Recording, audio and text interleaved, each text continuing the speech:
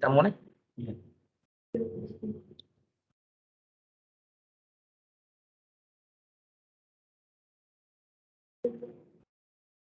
Assalamualaikum warahmatullahi wabarakatuh. Waalaikumsalam warahmatullahi wabarakatuh.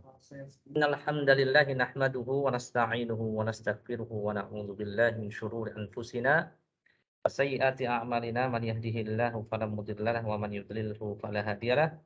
Asyhadu an la ilaha illallah wahdahu la syarikalah wa asyhadu anna Muhammadan abduhu wa rasuluh. Qala Allahu azza wa jalla ya ayyuhalladzina amanu taqullaha haqqa tuqatih wa la tamutunna illa wa antum muslimun.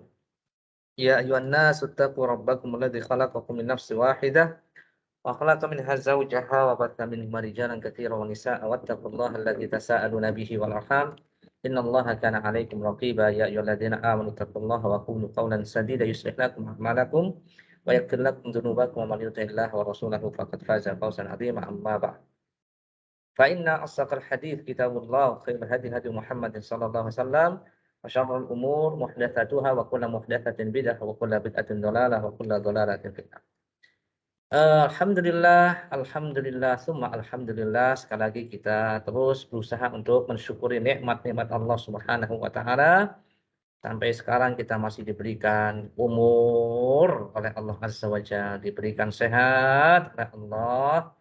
Semoga amanah daripada kesehatan, kenikmatan ini bisa digunakan sebaik-baiknya untuk apa? Meningkatkan ketakwaan, meningkatkan ketaatan kita kepada Allah Subhanahu wa taala.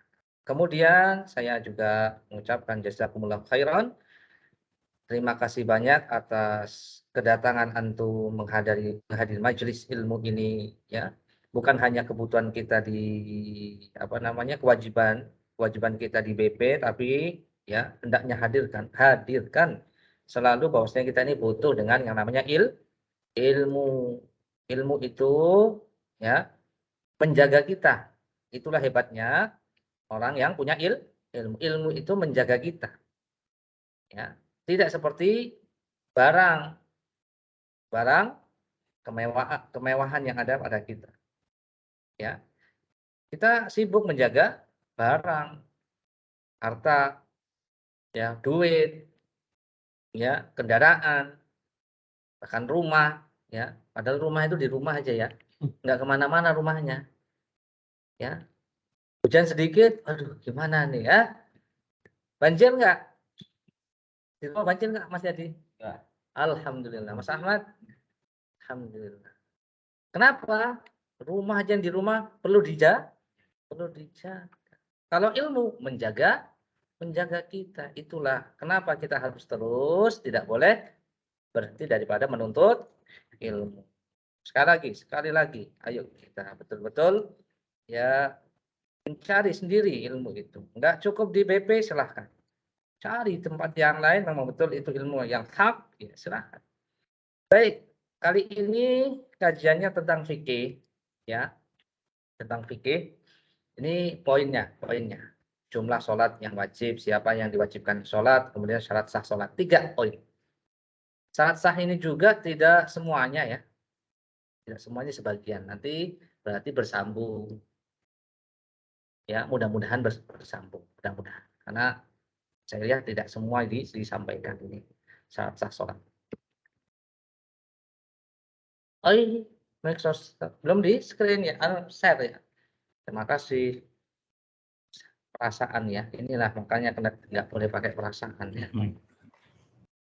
Perasaan sudah, ternyata belum. Terima kasih diingatkan ya. Gimana teman-teman semua? Sudah sampai slide-nya? Gimana Mbak? Alhamdulillah. Baik. Poin bahasanya 3 ya. Jumlah sholat wajib, siapa yang diwajibkan sholat, kemudian syurut sihhatis sholat. Syarat sah sholat. Masih sekitar sholat ya teman-teman semua. Kenapa? Sholat itu penting sekali. Banyak orang Islam tapi nggak sholat. Banyak nggak? Banyakannya sholat apa nggak sholat? Banyak nggak sholat. Allah musta'an. Ya itulah kualitas daripada umat Islam sholat susah ya kan? Anak kita udah suruh sholat, gimana? Ah, ya susah ya. Gimana Ustaz? Ya terus muru auladakum bis sholati wa hum abna'u sab'i sinin wadribuhum wa hum abna'u 10 sinin. Nanti akan datang hadis ini insyaallah. Salam. Perintahkan anak-anakmu sholat umurnya 7 tahun, mulai dipukul umur 10 tahun. Udah lewat Sat, udah lewat 10 tahun, udah SMP, udah SMA, sulit Sat. Terus gimana? Ini harus lebih keras lagi itu, lebih keras lagi. Mau gimana keras Sat, kita malah yang kalah gitu. Kita dia gedean dia daripada saya Ustaz. Dipukul Iya dipukul udah bisa nangkis. Nggak cuma nangkis, bisa pakai jurusnya sih loh. Apa? Belajar taekwondo iya, karate iya, bapaknya loh dilawan. Aduh, ini masalahnya bukan sholat doang ya, birrul walidainnya juga nggak ada ini, nggak punya adab sama orang tua. Naudzubillah, nasallallahu salamah wal afiyah. Semoga Allah berikan kesabaran. Ya, siapa? Baik. Ini bisa diikuti kan yang online? Alhamdulillah.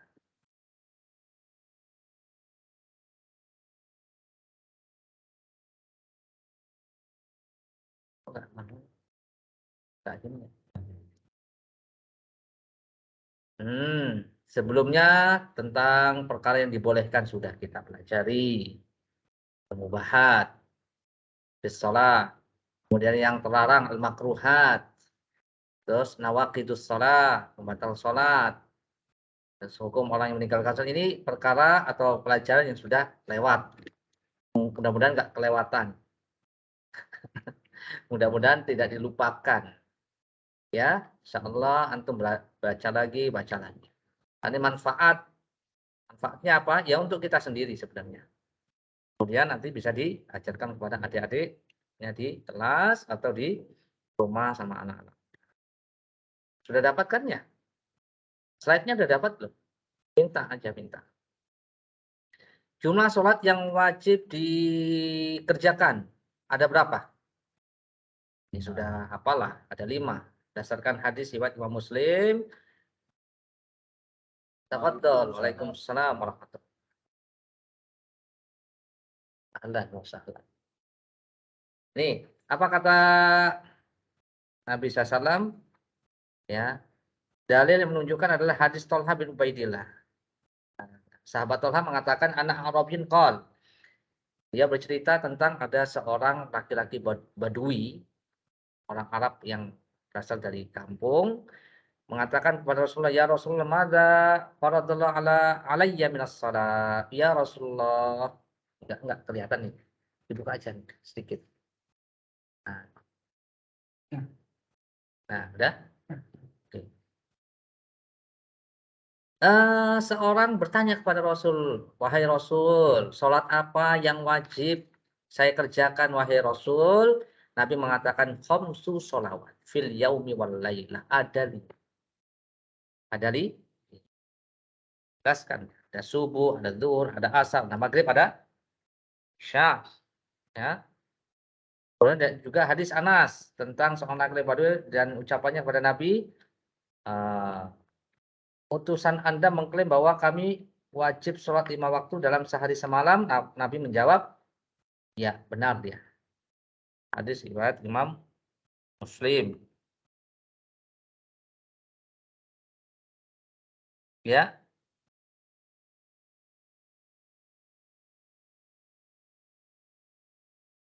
Kemudian lanjut. Nah, ini hadis. Siapa yang wajib mengerjakan sholat?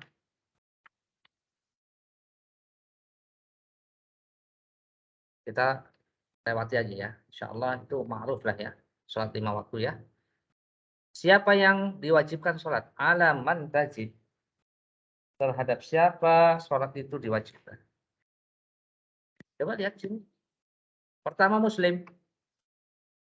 Orang Islam. Kemudian orang Islam yang sudah mencapai usia balik. Muslim balik. Kemudian berakal. Ya. Lalu bukan dari wanita yang dapatkan haid atau nifas. Ini orang yang wajib untuk melakukan sholat. Ya, lakukan sholat. Orang Islam yang balik, Muslim balik akil. 3 ya. Muslim balik akil. Ya, orang selain non-Muslim tidak wajib dan nggak mungkin diterima sholatnya, walaupun khusyuk, walaupun sesuai dengan tapi bukan orang Islam yang nggak bisa. Ya, balik, usia balik, ini sudah wajib. Tapi dalam hadis di sini muru auladakum bisolat lisab'in wadribuhum alaih li'asyar wa farriqu bainahum fil madaji. Hadis riwayat Ahmad di sini. Perintahkan anak kalian sholat umur 7 tahun. Sudah balik belum? Belum. Kemudian pukul mereka karena meninggalkan sholat umurnya 10 tahun. Udah mulai keras tuh. Udah balik belum? Belum. Dan pisahkan mereka di tempat-tempat tidur mereka. Ya. Iya memang usia wajibnya ketika sudah balik. Nabi mengatakan rufi'al qalam an salasa wa dzukira minha wa anis sabi hatta yahtalim. Pena diangkat dari 3 orang. Artinya sudah menjadi wajib. Contohnya adalah di sini dari 3 orang ini adalah anak-anak yang sudah sampai usia balik ketika sudah mimpi untuk akil. Pena diangkat dari 3 orang, anin naim hatta yastayqid, wa anis sabi hatta yahtalim, wa anil majnun hatta yaqil. Ya, pena diangkat dari 3 orang. Orang yang tidur sampai bangun. Artinya kalau sudah bangun wajib dia. Tiduran Ustaz. Nah, berarti dia uzur lah ya. Kecuali kalau sudah as-salatu khairum minan naum, sudah bangun.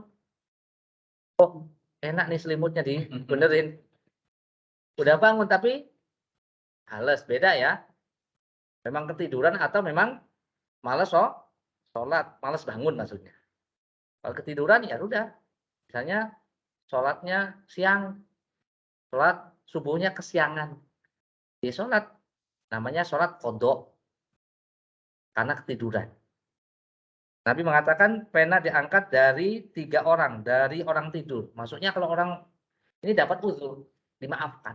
Ketiduran sampai dia bangun. Ketika bangun wajib sholat. Kemudian anis sobi hatta yahtalim. Masa anak-anak belum balik itu belum diwajibkan, masih di pena itu masih diangkat. Artinya belum wajib. Sampai apa?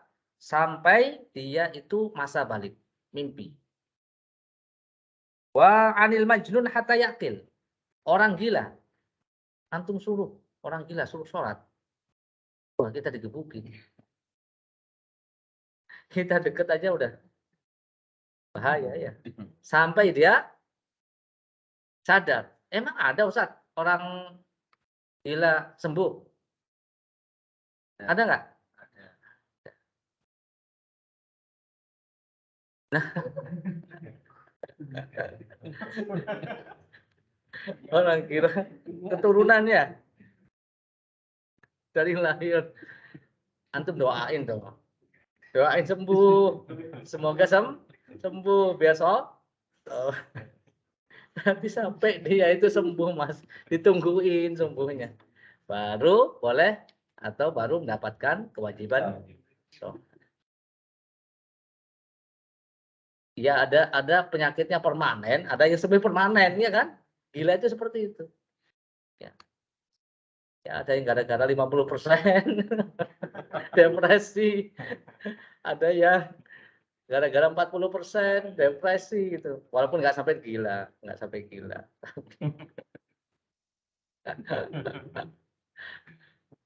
Iya. Berdoa kita yang nggak gila ini ya, berdoa jangan sampai gila. Apa? Allahumma inni a'udzubika minal barasi wal jununi. Wal juzami wa min sayyi'il asqam, ada doanya itu. Ya Allah, aku berlindung kepadamu dari penyakit penyakit kulit belang, penyakit lepra, penyakit gila, dan penyakit-penyakit yang lainnya. Nah, itu doanya. Nasallallahu salamah. Bersyukur kita yang masih sehat walafiat lahir lahir batin. Insyaallah. Baik. Terus gimana ini? Belum terjawab ini. Ini Nabi menyuruh, memerintahkan anak kita yang umur 7 tahun, 10 tahun, walaupun belum balik, untuk membiasakan mereka. Sholat. Kewajiban ini adalah untuk orang tua. Walaupun anaknya belum masa wajib melakukan sholat, tapi sudah harus dibiasakan. Walaupun belum masa wajib melakukan sholat, harus dibiasakan. Kenapa? Nanti akan memudahkan dia. Pembiasaan itu dari kecil akan memudahkan dia. Bertanggung jawab. Dosa, siapa yang dosa? Orang tuanya yang dosa. Yang wajib adalah orang tuanya untuk menyuruh anaknya. Bisa dipahami sih? Jadi yang wajib itu siapa? Orang tua, umur 7 tahun, bahkan dari 6 tahun silakan udah sholat. Walaupun kasihan Ustadz, masih pagi, sekarang subuh jam berapa? 4:15, ya Allah kasihan Ustadz. Enggak ada kasihan. Kasihan nanti kalau dia masuk neraka. Jam 12 malam kalau perlu dibangunin. Kalau kebakaran pasti dibangunin tuh. Jam 2 malam kalau kebakaran rumahnya, bangunin enggak? Kasihan Ustadz, biarin dulu. Ya mati nanti itu. Benar enggak? Nah ini api neraka jauh lebih paham. Nah, paham? Iya, enggak apa-apa sih. Sebentar kok, 15 menit ya kan? Pembiasaan. Kalau mau tidur lagi nggak apa-apa gitu kan. Walaupun sebaiknya tidak tidur. Paling enggak ya sudah, sholat dulu. Kan pembiasaan. Lanjut, syarat sah sholat. Nah, aduh, definisi apa? Syarat ya. Ini perkara-perkara yang wajib dilakukan di luar sholat, tapi mempengaruhi kualitasnya ya. Kualitas sholatnya. Kalau enggak sah itu sholat. Walaupun dilakukan di luar sholat. Syurut sihhatis sholat. Syarat adalah sesuatu yang kita baca yuk. Syarat adalah sesuatu yang jika tidak ada, menyebabkan apa yang disyariat pun menjadi tidak ada. Maksudnya? Mayal zamu min adamihil adam. Adalah sesuatu, syarat itu adalah sesuatu yang jika tidak ada, maka tidak dianggap ada. Tidak ada. Misal, ya, dia sholat, tapi tidak wudhu. Ketiadaan wudhu itu membuat sholat itu tidak ada. Sia-sia. Namun, keberadaannya tidak mewajibkan adanya sesuatu yang disyarati. Nah, seperti suci. Jika tidak ada, maka sah sholat menjadi tidak ada. Kalau nggak punya wudhu, dia menjadi syarat sahnya. Kalau nggak suci, maka sholat itu tidak ada. Namun, kalau wudhunya ada, menyebabkan seorang harus melaksanakan sholatnya. Namun keberadaan wudhu misalnya tidak mewajibkan adanya sesuatu yang disyarati. Misalnya wudhu, dia wudhu, apakah harus sholat? Enggak mesti kan? Tapi sholat harus ada wudhu. Itu namanya syarat. Ya, keberadaan satu ibadah harus dengan keberadaan sesuatu itu. Kalau enggak ada, tidak sah. Itu namanya sah. Contohnya mengetahui masuk waktu sholat. Sholat sekarang, sholat asar. Allahu Akbar, sudah wudhu segala macam. Wah, ikhlas, nangis-nangis dia sholat asar. Sekarang. Maka sholat asar itu tidak dianggap tidak sah. Karena apa? Karena memang belum masuk waktunya. Coba saya bacakan lagi. Syurut sihatis shalah. Yang pertama, al-ilmu bidukhulil waqti. Surat An-Nisa ayat 103. Ya, benar ya. Allah Ta'ala berfirman, Innas salata kanat 'alal mu'minina kitaban mawquta. Sungguhnya salat itu adalah kewajiban yang waktunya ditentukan. Sudah ditentukan waktu-waktunya. Ya, untuk orang-orang beriman. Ya, sudah ditentukan. Salat zuhur kapan? Asar. Ada waktu awal sampai akhir. Asar demikian. Maghrib demikian. Isya, subuh, semuanya. Waktu awal, waktu akhir. Ya, itu dipelajari di Al-Mawaqit, yaitu tentang waktu-waktu sholat. Saya rasa sudah pernah disampaikan ini tentang waktu-waktu sholat. Baik. Sunnah Nabi telah membatasi waktu untuk sholat, sebab sholat adalah ibadah yang telah ditentukan waktunya antara dua arah, setelah dan sesudahnya. Oleh karenanya seorang tidak boleh melakukan sholat sebelum waktu, ya, sesuai dengan ijma para ulama, dan tidak boleh pula melakukan sholat setelah habis masanya waktunya, kecuali ada udzur. Hal ini menurut pendapat yang rajih, para ahli fikih berpendapat bahwa mengetahui masuknya waktu sholat cukup dengan perkiraan kuat saja. Sekarang mudah kok, sudah ada waktu-waktu sholat, yang itu semuanya berdasarkan apa? Berdasarkan tentunya ilmu, ya, ilmu hisab itu. Hisab. Allahu a'lam. Dan itu sudah diteliti tentunya dengan siklusnya, ya, siklusnya yang hampir tidak berubah setiap, ya, tahunnya. Makanya ada jadwal waktu sholat selama-lamanya, ya. Betul nggak? Nah, iya, gampang. Atau ada update juga gampang. Apa sih kita? Wah, saya nggak tahu waktu sholat, Ustaz. Nggak ada alasannya. Kenapa? Karena di mana-mana ada adzan. Bener nggak? Itu menunjukkan apa? Masuk waktu sholat. Yang kedua, suci dari apa ini? Minal hadatsain. Dari dua hadas. Ya. Baik hadas kecil maupun hadas besar. Ya. Suci dari dua hadas sesuai kesanggupan. Baik. Dalilnya yang mendasari poin ini adalah firman Allah surat Al-Maidah ayat 6. Al-Maidah ayat 6. Apa di sini? Wahai orang-orang beriman, ya ayyuhalladzina amanu idza qumtum ilas shalah faghsilu wujuhakum wa aydiyakum ilal marafiqi wamsahu bi ru'usikum wa arjulakum ilal ka'bayn wa in kuntum junuban fattahharu. Ya, fattahharu. Ini apa ini? Wahai orang beriman, apabila kamu hendak mengerjakan sholat, basuhlah wajahmu, mukamu. Ini apa sih? Basuh muka, tangan sampai siku, mengusap kepala. Ini apa sih? Pekerjaan apa ini? Wudu. Wudu itu untuk menghilangkan hadas kecil atau hadas besar. Hadas kecil. Hadas kecil contohnya buang air besar, buang air kecil, buang gas. Kemudian Allah mengatakan wa in kuntum junuban fattahharu, dalam ayat yang sama. Kalau kalian itu dalam keadaan junub, itu hadas apa junub? Hadas besar. Fattahharu, mandi itu.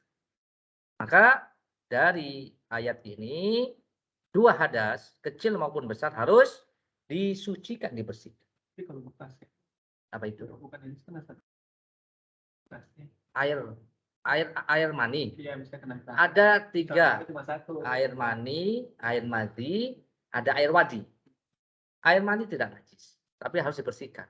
Walaupun tidak harus tidak dicuci, artinya dibersihkan itu bekas air mani. Tapi kalau kita ragu apakah ini air mani bercampur dengan air madhi, maka Dilihat.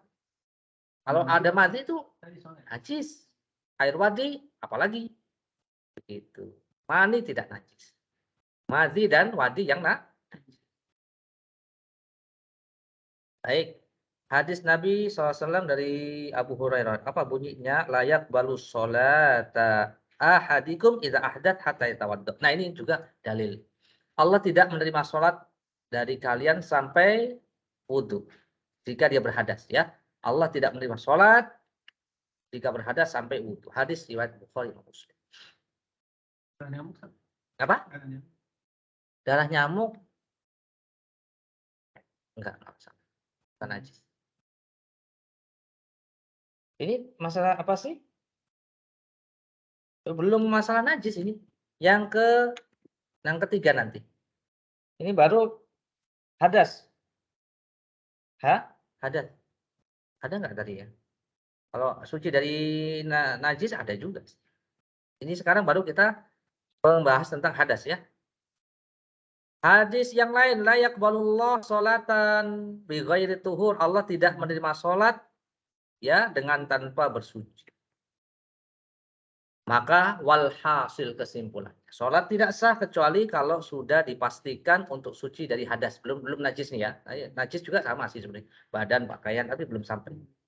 Kecuali mereka yang punya udzur syar'i seperti orang yang mempunyai penyakit selalu buang air kecil, buang air besar, selalu buang angin, dan orang selalu keluar darah.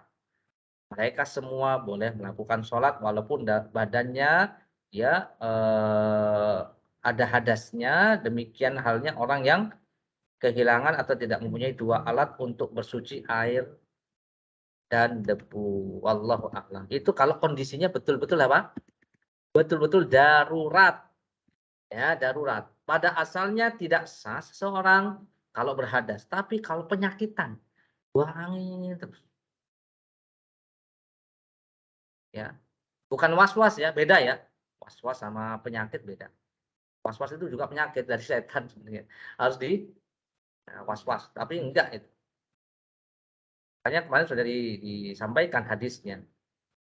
Kalau dia merasakan apa namanya sesuatu, maka janganlah dia membatalkan sholat sampai betul-betul apa mendengar suara atau mencium bau. Baik, selanjutnya. Nah ini Mas Bowo yang kedua, tiga, salah maning. Yang ketiga ya. Apa ini? Taharatu thawbi wal badani wal makan alladhi yusalli fihi. Yaitu suci badan, suci pakaian, suci tempat. Dari apa? Dari najis. Najis pasti kotor, kotor belum tentu najis. Kotor contohnya kena tanah. Tanah emang najis? Enggak. Bahkan kalau ada hadis, bagaimana cara mensucikan najis pakaian perempuan yang lembreh. Lembreh itu apa? Lembreh di tanah itu kan. Nah, caranya adalah dengan tanah yang dia lewati berikutnya. Itu tanah itu mensucikan. Bahkan tanah itu salah satu syarat untuk mensucikan bejana pakaian yang terkena air liur anjing. Mensucikan tanah itu. Bahkan kalau orang sikat gigi, orang zaman dulu di kampung, kalau pengen putih, pakai apa namanya? Batu bata. Itu kan tanah tuh. Pernah nggak? Belum tahu orang kampung sih. Orang kampung zaman dahulu apa sampai sekarang? Dulu orang tua kita itu kalau sikat gigi nggak cukup pakai pasta gigi, pakai itu. Gitu. Iya, betul. Iya. Biar putih, pakai batu bata itu yang merah itu. Benar nggak, Mas? Mas Ahmad? Berarti kita orang kampung, Mas. Ini tanah itu mensucikan. Tanah itu kata orang ini kotor nih kena tanah, lumpur. Itu nggak najis. Najis pasti kotor, kotor belum tentu itu kaidah. Baik, dalilnya apa? Dalilnya surat apa ya? Al-Muddatsir ayat 4 wa tiyabaka fatahhir. wa thiyabaka fatahhir. Allah mengatakan dan bersihkanlah pakaian. Ya. Jika pakaian saja harus bersih, maka badan lebih utama. Kemudian hadis yang menerangkan tentang istinja dan bersuci menggunakan batu seperti yang diterangkan dalam bab bersuci ini menunjukkan juga kewajiban suci dari najis. Aduh. Nabi juga menyuruh untuk membersihkan alat kelaminnya dari madzi. Nabi menyuruh kita agar berhati-hati dari cipratan air kencingnya. Beliau juga mengabarkan tentang 2 orang yang diazab di alam kubur, di mana salah satunya disebabkan tidak bersuci dari air kencing. Ini ya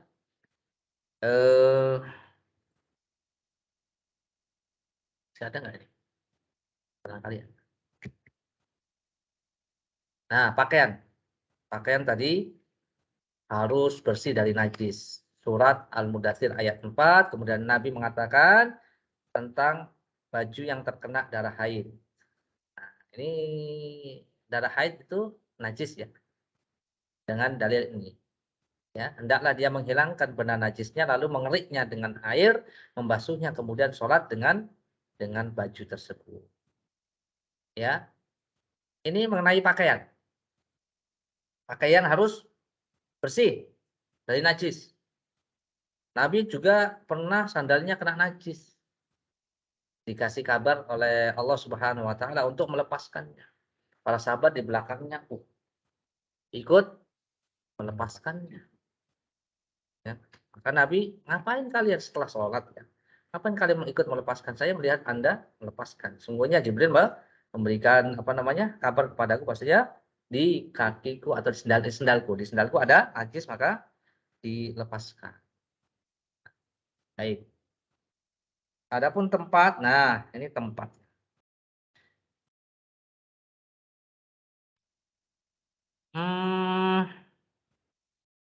Tempat firman Allah Subhanahu surat Al-Baqarah 125.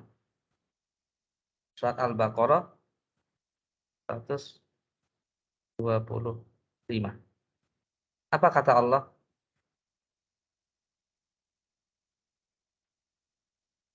Di sini nggak ada Arabnya sih ya.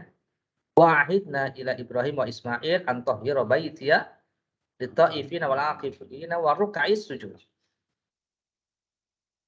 Allah Ta'ala berfirman, dan kami perintahkan Ibrahim dan Ismail untuk membersihkan rumahku dari apa? Dari hal-hal yang mengotori.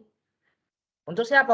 Orang yang tawaf, orang yang i'tikaf, orang yang ruku dan sujud. Ruku dan sujud maksudnya apa?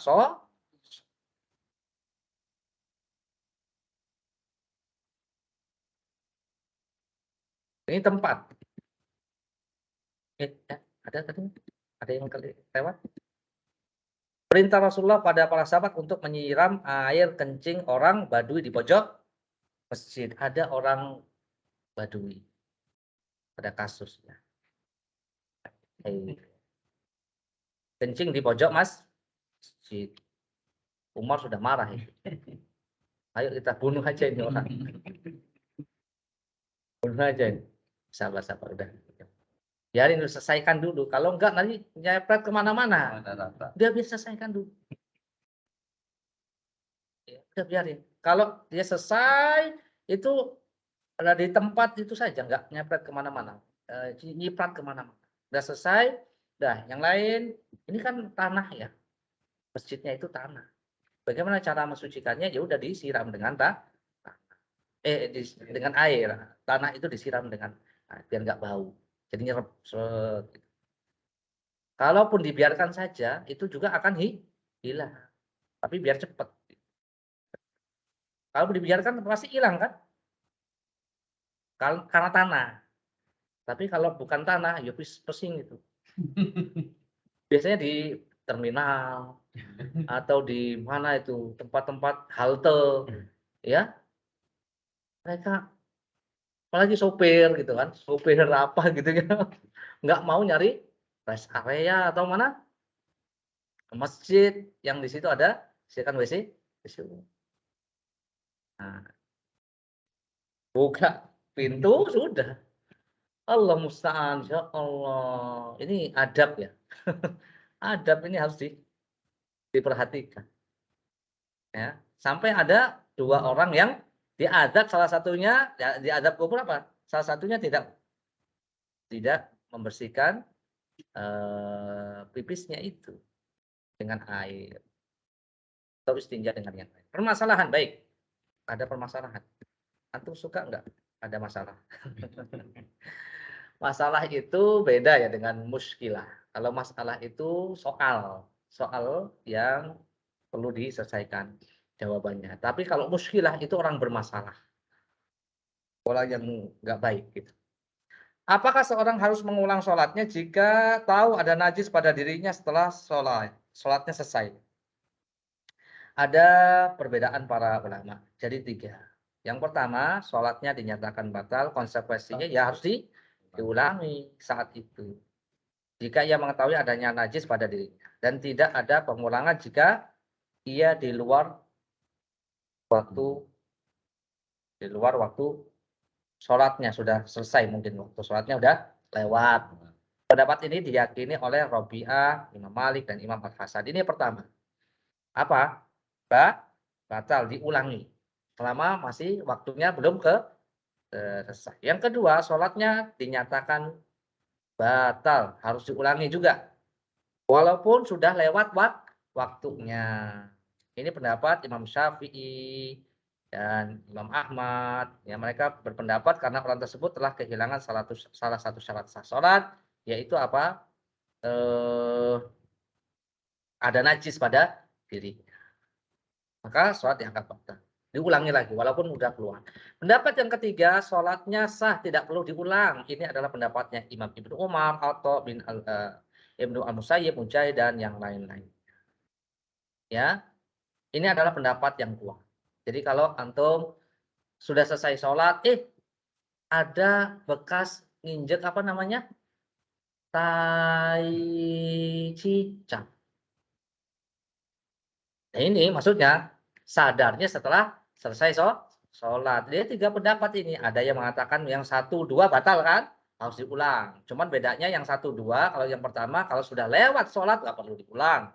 Pendapat yang kedua tetap diulang walaupun sudah lewat waktu sholatnya misalnya. Yang ketiga ini yang tidak perlu diulang. Artinya sah sholatnya. Kalau sadarnya setelah sholat. Ya tangannya kan biasanya megang gini. Loh, bau ini. Apa ini?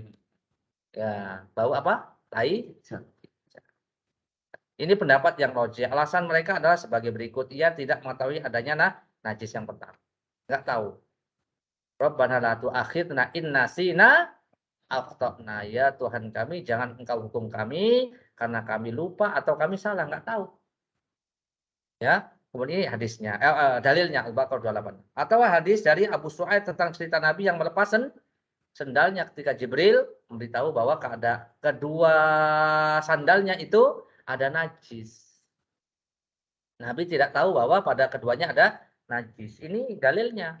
Nabi tidak mengulangi sholat, melanjutkan sholatnya di tengah-tengah sholat, sendalnya dipakai dilepas. Padahal ada najis. Padahal beliau telah melaksanakan sholat, jika sholat tersebut batal, maka mestinya Nabi mengulangi.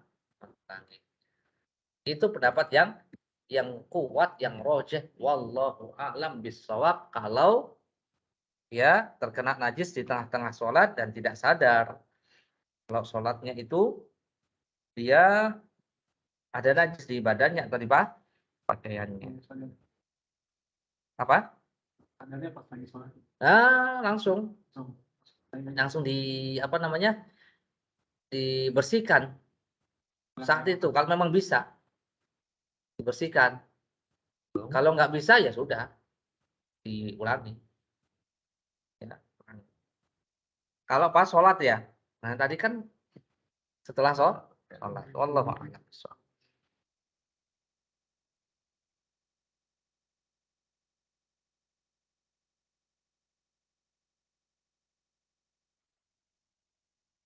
Baik, yang keempat. Mana yang keempat? Ada nggak ini? Oh, menutup aurat. Nah kan 4, ini nomornya 3. Mohon maaf ya. Antum kasih maaf nggak? Namanya juga manusia. Ustadz juga manusia. Lupa ya. Yang keempat, menutup aurat semampunya. Aurat itu harus ditutup, ya, wajib. Kalau enggak sah salatnya. Satrul aurah liqouli ta'ala ya bani Adam khudu zinatakum inda kulli masjidin. Wahai bani Adam, anak Adam, mana nih?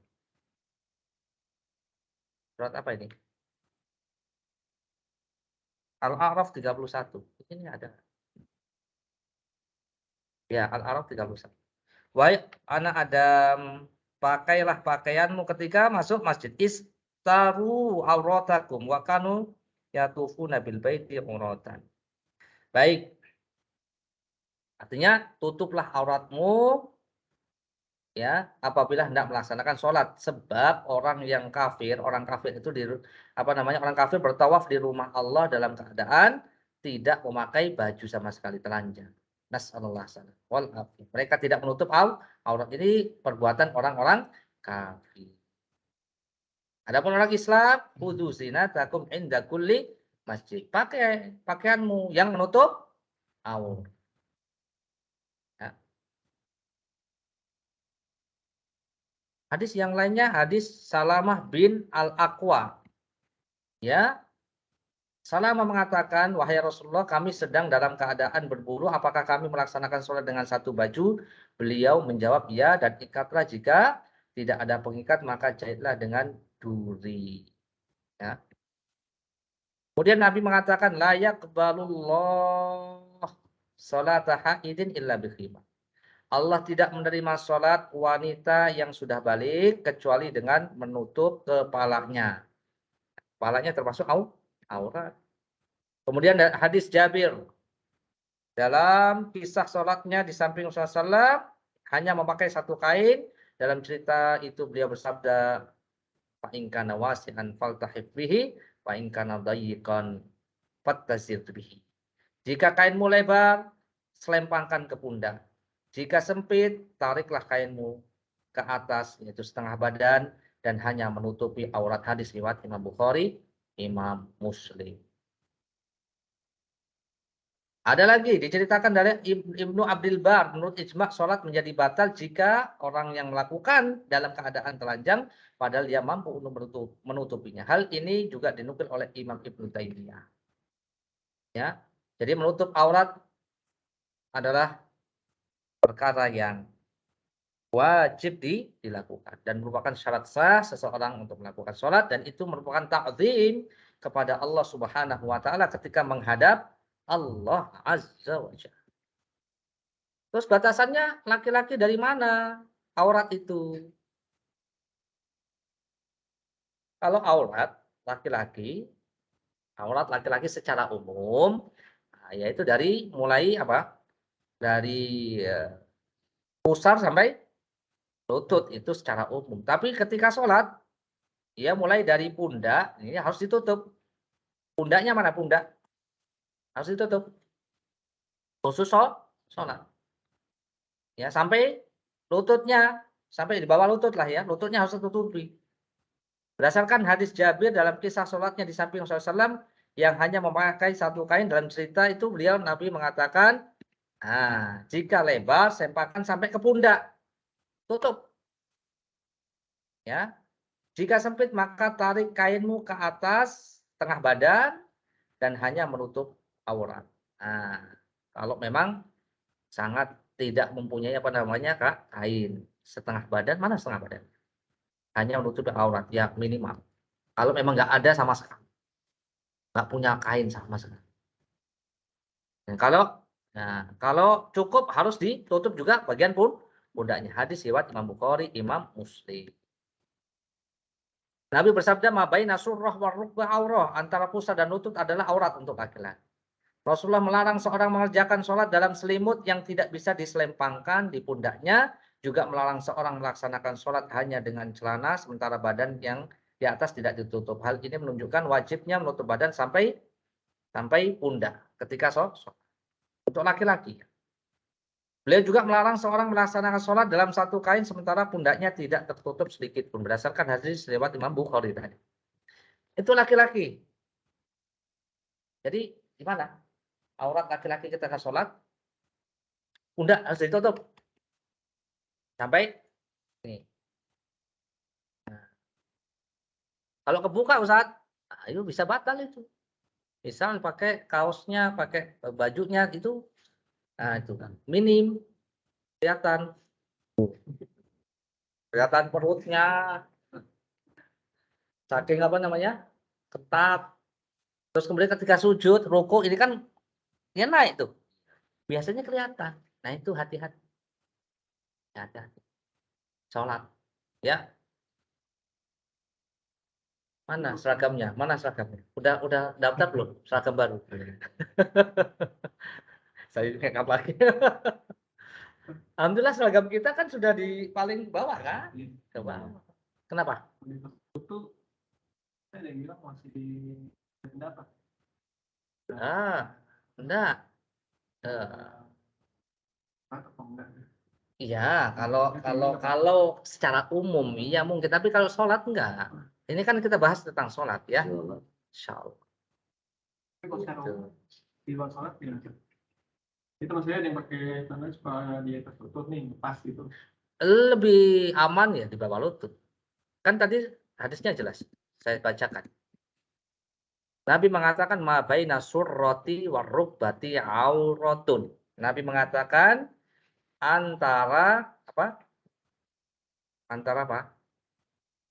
Pusar dan lutut itu adalah aurat. Ya, antara pusar dan lutut adalah aurat. Itu aja cukup. Pakai itu aja. Ini gimana, Ustaz? Di atas tuh. Ini ada video, Ustaz. Saya dapat dari kayak ini, Mike Tyson ceritanya lagi sholat di kafe. Jadi di situ misalnya kafenya nggak boleh, orang muslim nggak boleh datang. Nah, jadi dia malah masuk sholat di situ. Itu nutup lutut kan? Enggak, itu yang imamnya, Ustaz. Imamnya. Ada videonya. Astaga. Iya. Apalagi sholat. Sholat itu tadi sudah disampaikan. Coba lihat hadisnya, lihat hadisnya. Antum baca nih.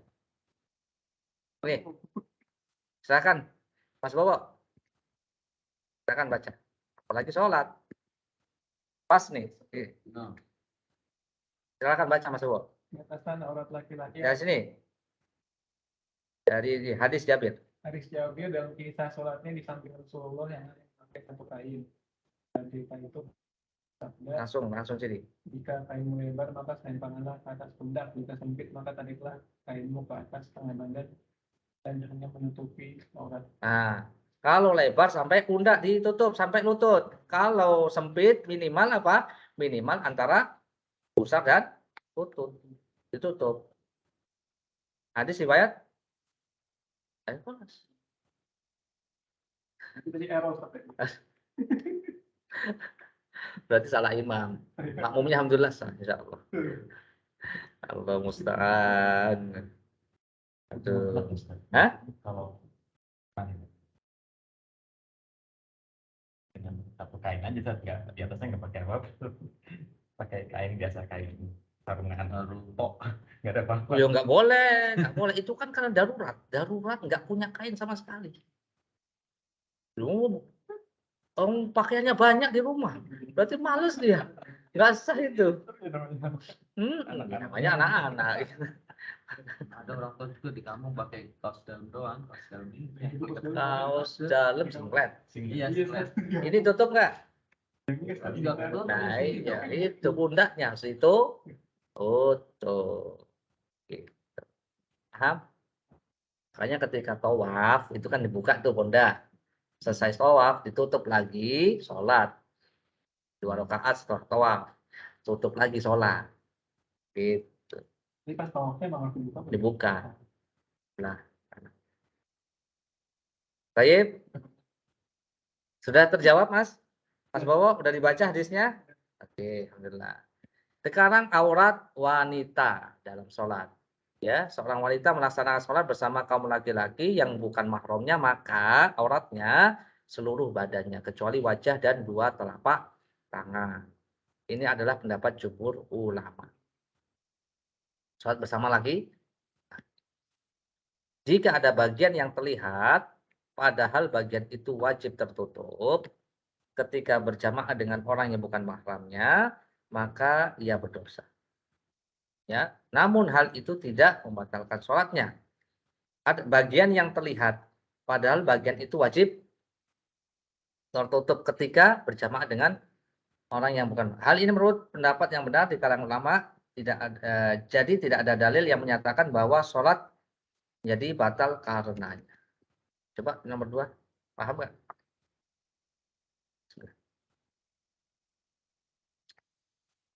Aurat wanita secara umum apa?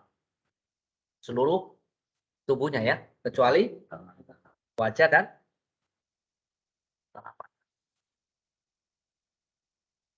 Kecuali wajah dan dua telapak. Ini nomor 2 nih. Jika ada bagian yang terlihat padahal wajib ditutup. Contohnya apa?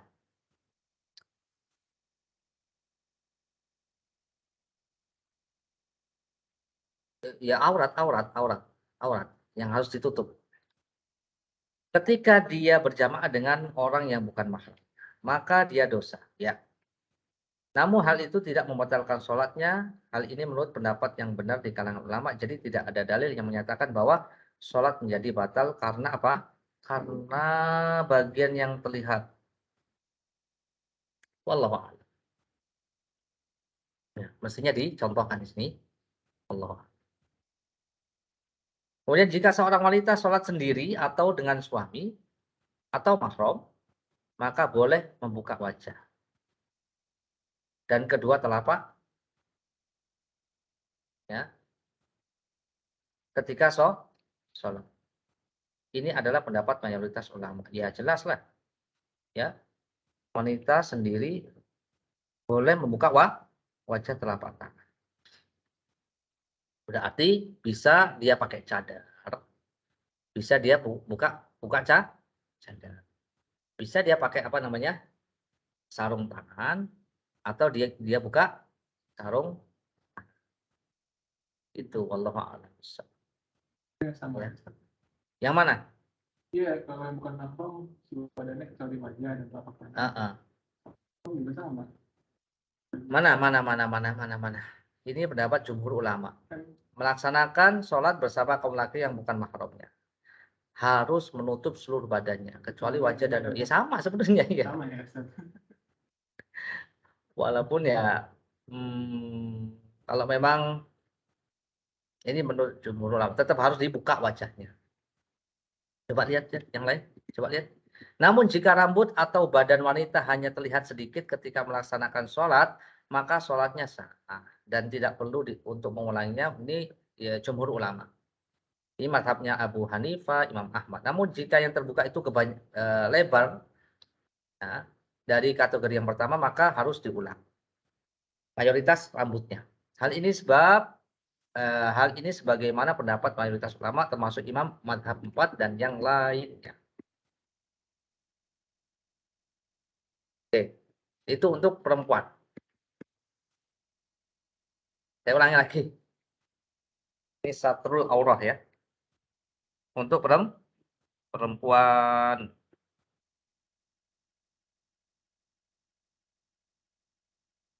Wal mar'atu kullu aurah illa wajha wa kaffaiha fi shalah.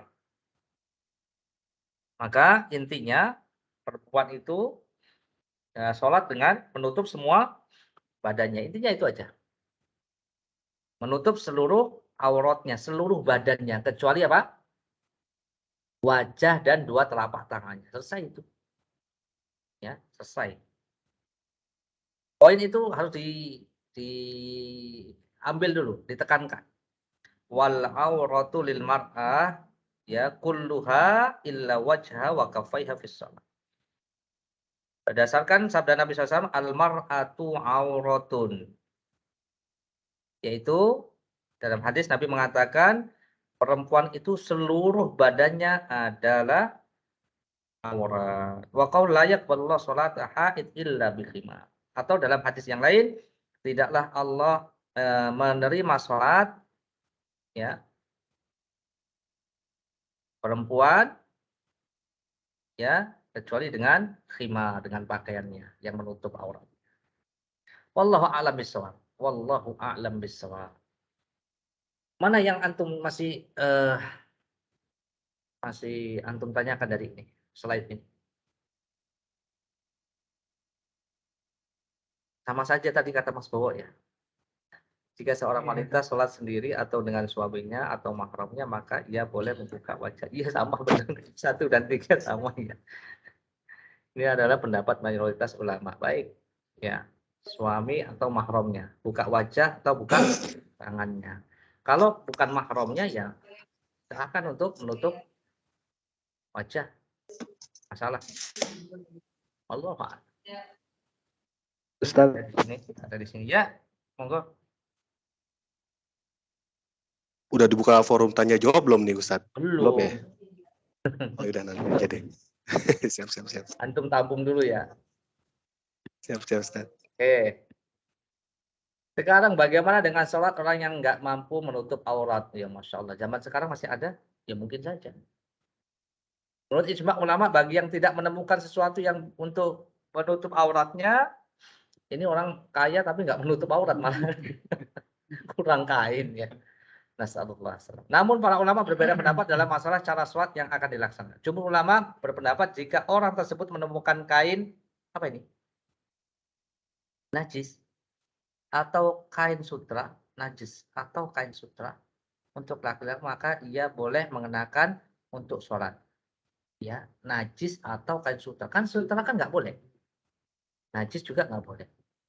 Maka dia boleh menggunakannya untuk sholat. Kalau tidak ditemukan, kecuali kain itu maksudnya.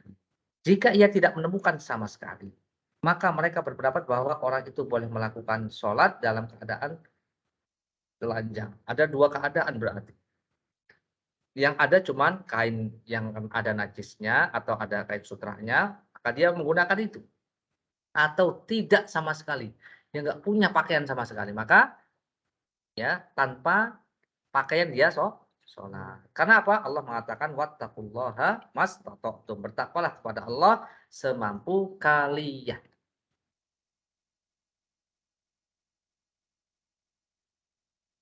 Ini apa?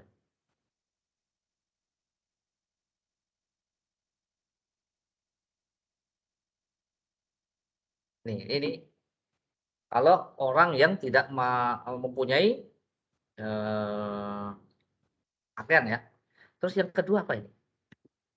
Golongan Hanafi dan Hambali berpendapat orang tersebut boleh memilih antara melakukan sholat dengan cara berdiri atau duduk. Disunahkan untuk memberi isyarat dalam rukuk dan sujud sebab hal itu lebih dapat menutup aurat.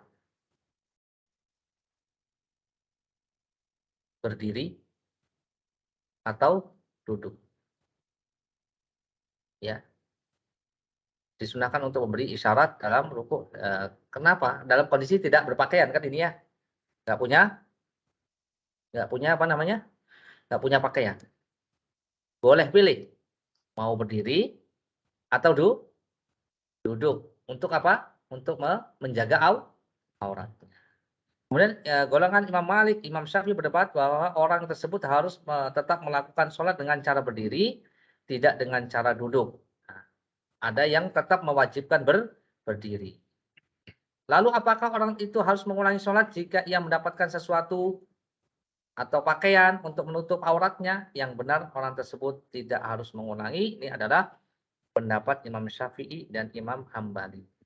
Allahu a'lam. Ini jadi melebar ya tentang menutup aurat. Wallahu a'lam bissawab. Adapun syarat-syarat sah yang lainnya seperti menghadap kiblat,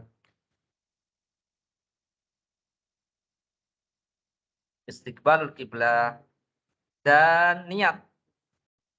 Niat itu juga termasuk syarat sah salat menghadap kiblat. Nanti mudah-mudahan disampaikan pada kajian yang akan datang kalau memang ada. Wallahu a'lam.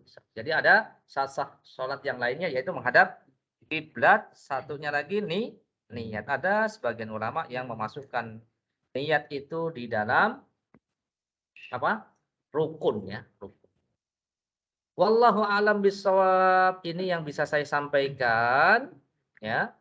Semoga bermanfaat. Silahkan jika ada pertanyaan sambil menjawab pertanyaan yang ada di post-test, jangan dilewatkan. Silahkan, ada pertanyaan.